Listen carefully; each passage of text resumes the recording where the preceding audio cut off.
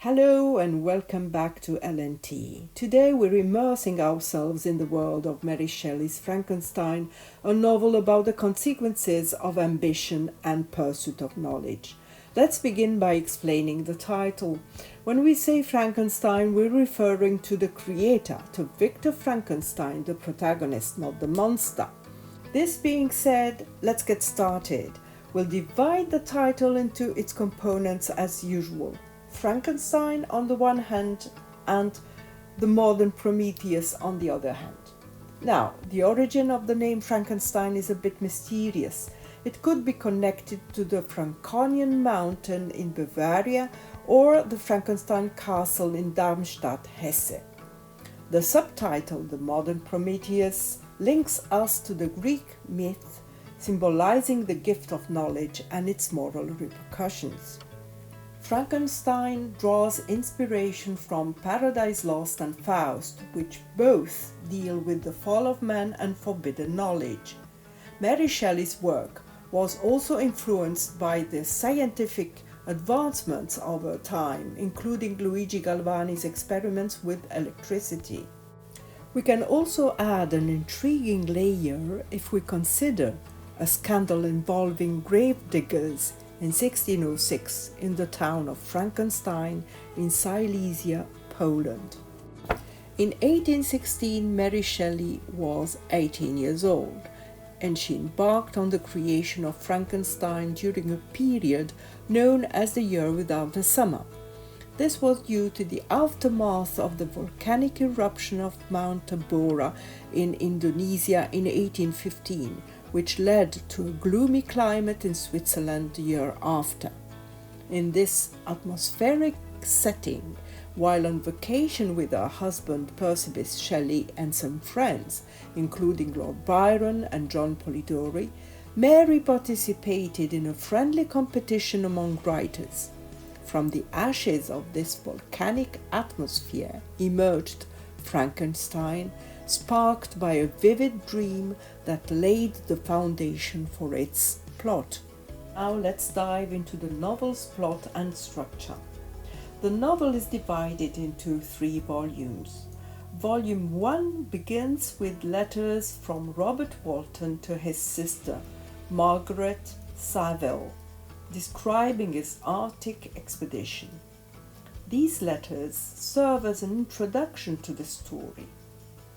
Victor Frankenstein is introduced and begins to narrate his story to Walton, starting with his early years and education. In Volume 2, Victor continues his narrative, describing his scientific endeavors and the creation of the monster.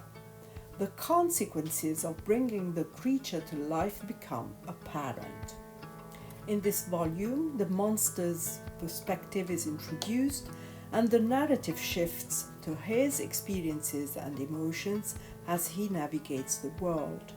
Volume 3, the final volume of the novel, continues the story, detailing the monster's interaction with society and his increasing desperation for companionship. It's time for the novel to reach its climax, the confrontation between Victor and the monster. This leads to tragic consequences for both. The narrative then returns to Walton's letter, providing thus a frame for the resolution of the story. Let's talk about the characters. The first one is Victor Frankenstein. Victor initiates his journey as a young and ambitious scientist, driven by a thirst for knowledge and the desire to push the boundaries of science. His desire of creating life ultimately leads him down a dark path, and the weight of guilt and remorse becomes palpable as he witnesses the devastating consequences of his actions. The development of this character is marked by the erosion of the initial innocence and the realization of the moral responsibility that accompanies scientific discovery. The second character is a nameless creature, the monster. He undergoes a profound evolution in the narrative. Initially, he seeks acceptance and companionship, embodying an almost childlike innocence. However, the rejection and cruelty he faces from society transform him into a vengeful being. The monster's journey is an exploration of the impact of prejudices on an individual's identity and morality. The next character serves as the framing device for the novel, Robert Walton, the Arctic explorer. He parallels Victor's ambition and isolation. His character development is revealed through his correspondence with his sister and his interactions with Victor.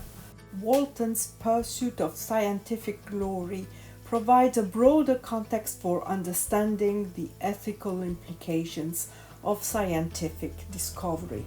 And last but not least, Elizabeth Lavenza. Elizabeth, Victor's adopted sister and eventual wife, adds a tragic layer to the narrative. Initially, she is portrayed as the embodiment of purity and love. Then she becomes a target of the monster's vengeance. Her character development is marked by the tragic twist of fate as she becomes involved in the consequences of Victor's ambitions. That's all for now. Explore the comprehensive presentation on the website for more insights. Until our next rendezvous, stay lit.